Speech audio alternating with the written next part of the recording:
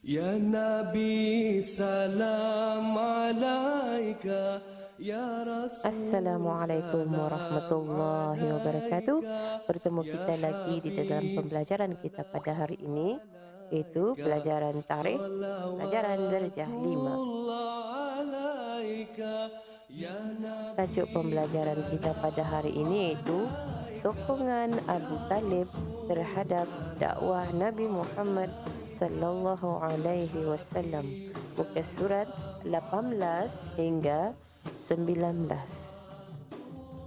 Objektif pembelajaran kita pada hari ini ialah murid dapat menyimpulkan sokongan Abu Talib terhadap dakwah Nabi Muhammad dengan betul.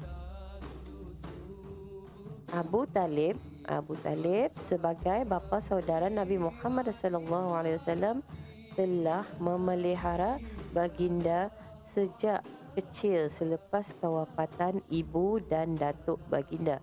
Beliau juga adalah pemimpin kaum Quraisy yang dihormati dan disegani. Okay, seperti yang kamu lihat di dalam sini ini adalah ini makam ibunda Nabi Muhammad sallallahu alaihi wasallam yang kamu lihat ini.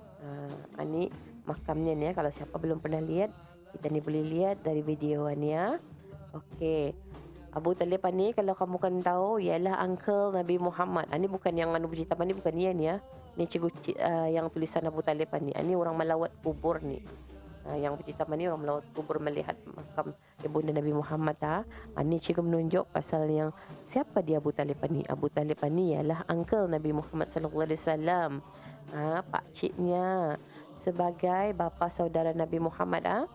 Sebagai bapa Nabi Muhammad ini, sebagai uncle yang sudah menjaga Nabi Muhammad dari masanya damit sampai lagi meninggal wafat mama Nabi Muhammad dan datuk Nabi Muhammad itu.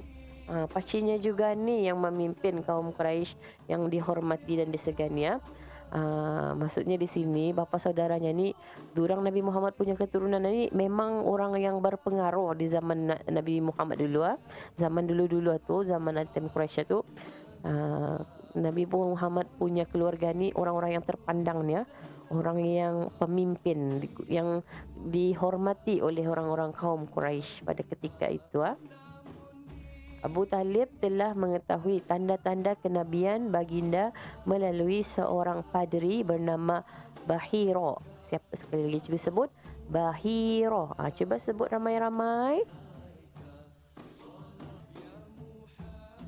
Cuba sebut lagi beramai-ramai. Cikgu dengar. Okey, pandai. Namanya Bahira yang pernah memberitahu perkara itu kepada beliau ketika beliau membawa Nabi Muhammad sallallahu alaihi wasallam berniaga ke negeri Syam. Abu Talib ni ia tahu yang Nabi Muhammad itu adalah orang yang special, iaitu orang-orang yang akan dilantik zamannya itu, yang dilantik akan menjadi nabi yang terakhir. Melalui apa? Melalui daripada seorang padri. Padri ni, ini contohlah kalau kamu dah tahu padri atau apa. Ni lah padri yang macam mana ni. Ni dalam gambaran ni contohnya saja ni bukan tuang bahirah ni ni gambar dari Google saja cikgu ambil. Bentuk orang padri ni tu yang pakai salib, yang pakai topi tu, berselendang. Abu Talib ni pernah kena beritahu oleh padri yang bernama Bahira tu, ia beritahunya yang anak buahmu ni orang yang special ni, ditanyakannya. Ada yang cikgu terbaca lah dalam sejarah tu, cikgu ceritakan sikit lah. Abu Talib bersama rombongannya ni menuju ke negeri Syam kan untuk berdagang. Ni negeri Syam ni negeri Syam masa ni sudah iaitu Syria, Jordan, Palestin dan Lebanon tu adalah negeri Syam tu asalnya. Jadi sekarang ni dah lagi kena panggil negeri Syam lah tu. Dia panggil Syria, Jordan, Palestin, Lebanon. Jadi ketika Abu Talib itu menuju ke negeri Syam, diorang berehat sekejap kan. Semasa diorang berehat itu, diorang terjumpa padri. Jadi padri itu undang dari awal sudah dilihatnya masa dalam ada sekelompok kumpulan ni, ia terlihat awan itu kan mengiringi saja perjalanan itu dengan orang-orang itu. Macam ia dapat tahu pasal diorang ada kitab yang terdahulu kan, dorang yang kena beritahu yang ciri-ciri seorang nabi yang akan lahir di zaman itu, yang kena diberitahu tanda-tandanya. Jadi padri mengamati, dan sudah tu masa dorang masa padri ni membagi makan, dorang ada tempat kuil tu kena bagi makan kan, satu orang saja yang dia ikut, iaitu Nabi Muhammad. Jadinya ditanyanya arah Abu Talibnya, bagi orang yang belum ikutkannya di dalam masa makan itunya adanya, iaitunya Muhammadnya, boleh aku jumpai ya kannya. Macam itulah kurang lebih ceritanya. Lah satu akhirnya Abu Talib pun manggil dan menjumpakan dengan padri itu. Sudah berjumpa dengan padri itu, lepas satu ditanyanya, atunya bapamu katunya, lepas satu indahnya ia sudah jadi anak yatimnya, macam tu, mama bapanya yang anak yatim. Tanda-tanda seorang nabi itu yang diceritakan pada zaman itu, ia anak yatim, dan benar anak yatim. Itu kena lihat lagi kan tanda tu kan, arah badan nabi benar. Setiap nabi akan ada tanda di sana. Sekali ngam benar. Lepas satu ia si padri ni yang memberitahu Abu Talib, jaga anak buahmu ni ya, so nanti ia sudah besar akan jadi orang yang besarnya, orang pemimpin yang besar ni ya. Jangan sampai terkena apa-apalah kepada Nabi Muhammad. Jadi tema tu Abu Talib kan ke negeri Syam, jadi dia jadikan ke negeri Syam ni. Bila mendengar kata-kata padri tu, dibawanya balik Nabi Muhammad sallallahu alaihi wasallam ya. Macam itulah kurang lebih ceritanya. Okay.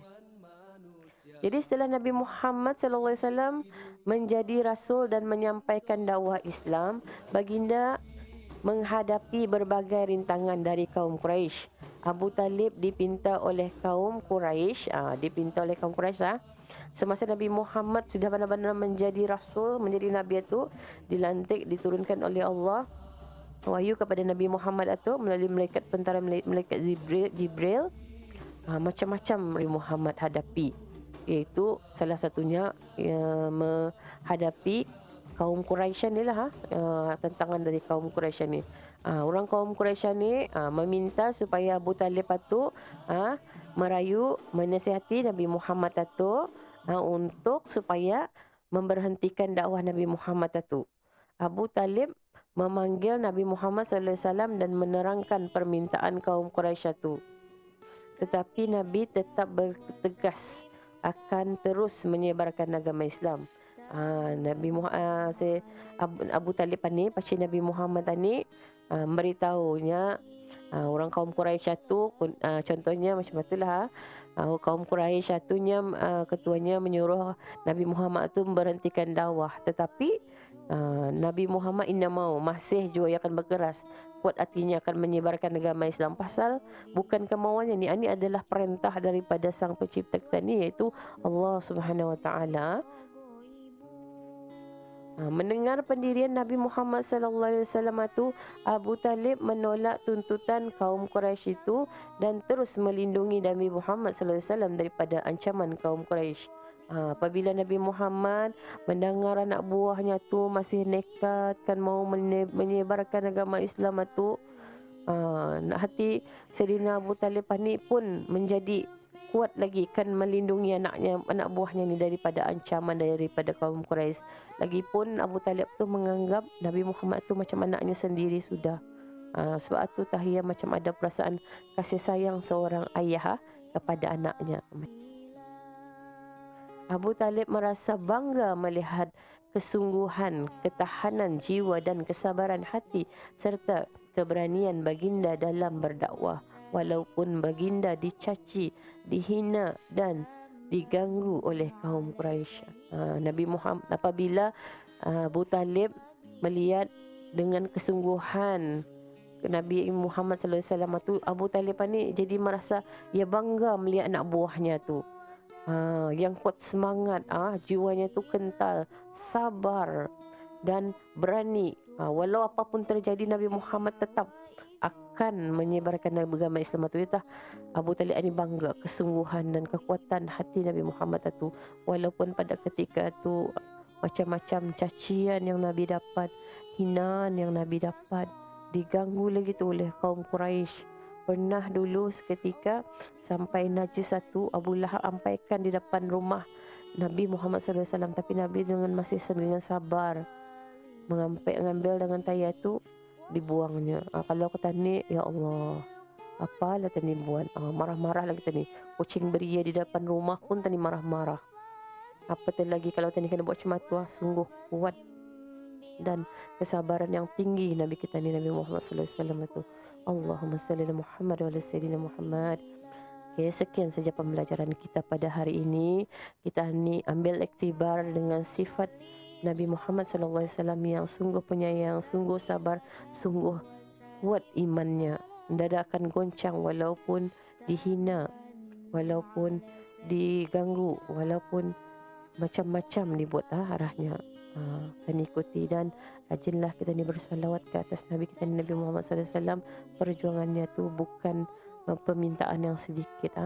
Perjuangannya tu memberikan kita ni merindui lagi Nabi Muhammad sallallahu alaihi wasallam. Jadi marilah kita ni berselawat ke atasnya setiap hari. Semoga kita ni nanti bila tani balik ke negeri akhirat, kita ni tani akan disatukan dengan Nabi kita ni, Nabi Muhammad sallallahu alaihi wasallam. Amin amin ya rabbal alamin. Terima kasih kerana melayari channel Cikgu Sina. Cikgu sudahi dengan pembelajaran. Assalamualaikum warahmatullahi wabarakatuh.